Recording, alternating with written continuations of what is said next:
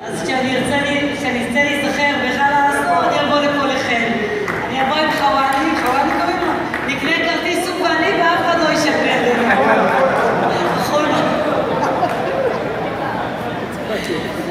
טוב חברים, האמת היא שזה כיף להיות פה. אז ראשית לך, אלון דודי ידידי, תודה רבה על הזימון להיות כאן היום. עמדת על כך שאני אהיה כאן, למרות שהיה לי אירוע של 60 שנה לעיר קריית גת, לעיר בה נולדתי, ואני בכל זאת חושבת שזה היה חשוב וטוב שהגעתי לכאן.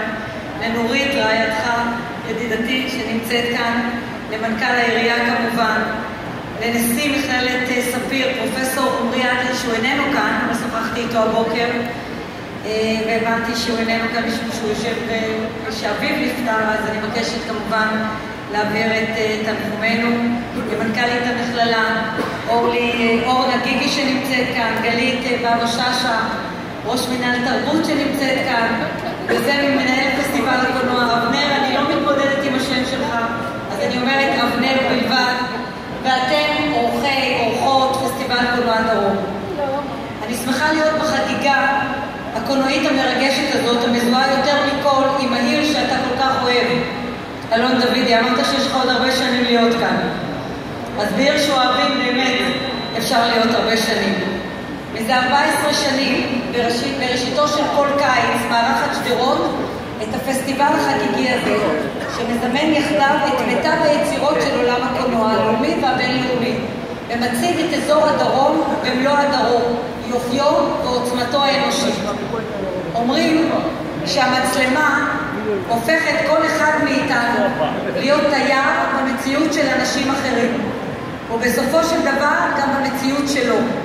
פסטיבל קולנוע דרום מאפשר למבקריו להפוך לתיירים במציאות הסוחפת והמפתיעה המיוחדת של האזור הזה.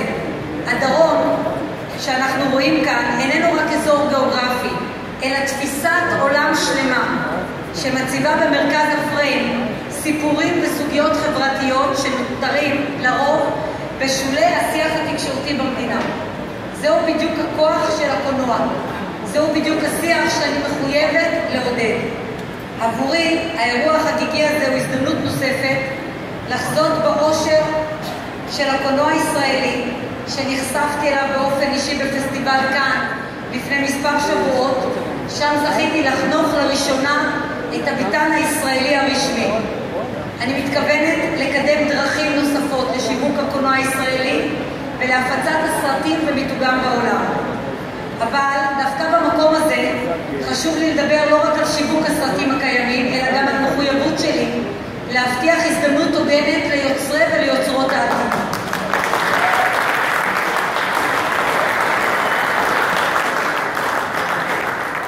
ליוצרות מהפריפריה וליוצרים מהפריפריה, לסטודנטיות ולסטודנטים המוכשרים של מכללת ספיר, שאל פירות עשייתם אנחנו נחשפים במהלך הפסטיבל. אני רוצה להביט בעיניים של הסטודנטיות והסטודנטיות שגדלו באזור הזה, ולדעת שעשיתי את הכל כדי להבטיח שהם יזכו להזדמנות אמיתית להשמיע את קולם, להביא לידי ביטוי את היכולות שלהם ולהציג בסיפוק רב את סרטיהם. אני מחויבת לשאול כמה יוצרות ויוצרים מצטיינים יצאו מכאן בעשור האחרון, והאם הם הצליחו להשתלב בתעשיית הקולנוע. אם כן, אז איך אנחנו עושים יותר, ואם לא, מדוע? מה עלה בגורל התסריטאים שהציגו הסיפורים של רהט, נתיבות וקריית גת ועוטף עזה? האם יש להם מקום בקולנוע הישראלי? עלינו לשאול את עצמנו בכנות, האם הצעירים והצעירות מהדרום קיבלו הזדמנות הוגנת לאור הכלים שהם קיבלו, לאותם הזדמנות שקיבלו גם סטודנטים שלמדו בירושלים ובתל אביב. כולנו יודעים שיש לנו דרך ארוכה עד שנצמצם את הפערים, אבל בדיוק בזה אני מתכוונת להתעסק בחודשים הקרובים. עד היום עסקתי בקריטריונים לתרבות ובעיקר תיאטרון ומוזיקה. עכשיו אנחנו הולכים להתעסק בקרנות הקולנוע. מי הם הלקטורים בקרנות הקולנוע? את מי הם בוחרים? מה הרב-תרבותיות של אותם קרנות קולנוע? האם הם מביאים לידי ביטוי את הסיפור החברתי האמיתי של מדינת ישראל? האם מביאים לידי ביטוי את הקול הקודש והחול, את היהודים והערבים, את החרדים והחילונים, את הפריפריה והמרכז, את אותם נושאים מעממים ומאתגרים שיש לנו בחברה הישראלית. אני שוחחתי במהלך פסטיבל כאן עם המון יוצרים ויוצרות, לא רק ישראלים. שמעתי מהם כמה הם אוהבים את תעשיית הקולנוע הישראלית, כמה הם רוצים לשתף פעולה עם תעשיית הקולנוע הישראלית, כמה הם מוכנים להשקיע בסטודיו אדיר בדרום הארץ כדי לצלם פה סרטים לא רק במרוקו וטורקיה, ששם הם לא משלמים מיסוי. ואני מתכוונת להיכנס לעבודת מטה כדי לראות איך להפוך את הדרום כולו למקום עם כוח עוצמתי תעשייתי של קולנוע.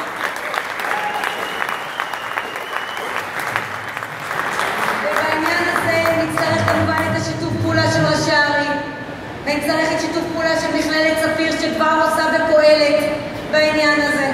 נצטרך את שיתוף הפעולה של האוצר, נצטרך את שיתוף הפעולה של משרד נגב, גליל והפריפריה.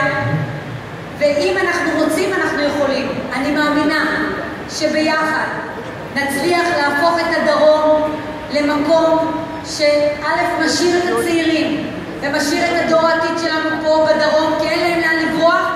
בטוח שכאן יהיה להם טוב יותר מאשר במרכז הארץ, ואני לא לרגע פוסלת את המטרופולין תל אביב, אבל אני חושבת שאנחנו צריכים לייצר להם כאן מקומות תעסוקה, לייצר להם כאן את אותם מקומות שהם יכולים ללמוד ולהתפתח בנושא התרבות.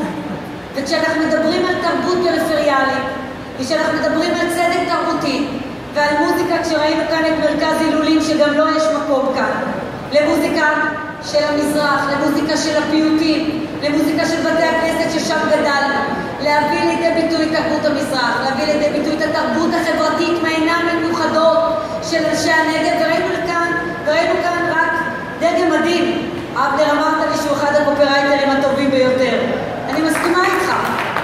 אתה יודע למה? כי הם אנשים אמיתיים, הם אנשים בלי פוזות, בלי אגו, הם אנשים שמביאים את המציאות החיים ששם הם גדלו וכך הם למדו לחיות. ואני בטוחה שביחד נצליח לעשות סרטים מצוינים. אני רואה את עצמי מחויבת לדרום, מחויבת לשדרות, מחויבת לך ראש העיר עם העשייה המדהימה שאתה עושה יחד עם מועצת העיר, ואני מאמינה שאם נביא את כל הכוחות האלה יחד, בשנה הבאה נצליח לראות פה עוד הרבה מאוד פאבים וכאלה סטודנטים שפותחים פה עוד כנראה מקומות, לא רק פאבים ופסטה שאתה הולך לאכול שם אחר כך, אלא גם מקומות נוספים איכותיים שבהם יוכלו להישאר כאן ולהחליט שהם גם עוברים לגור בשדרות. הם לא רק לומדים בשדרות, הם גם עוברים לגור בשדרות. דרך אגב, זאת היא ההצלחה הגדולה שלך, זאת היא ההצלחה הגדולה של ראש עיריית באר שבע שמשאיר את הסטודנטים שלומדים בבן גוריון. זאת היא ההצלחה הגדולה שלנו במעבר צה"ל לנגב, להשאיר את הקצינים, הקצינות, את החיילים והחיילות לגור באמת בדרום ולהביא לידי ביטוי את אותו חזון של בן גוריון, שהנגב יהפוך להיות לפורח ויהפוך להיות לכזה שמביא לידי ביטוי את התרבות ואת הצדק החברתי והתרבותי שלנו. אז שיהיה לכולכם בהצלחה. אנחנו כאן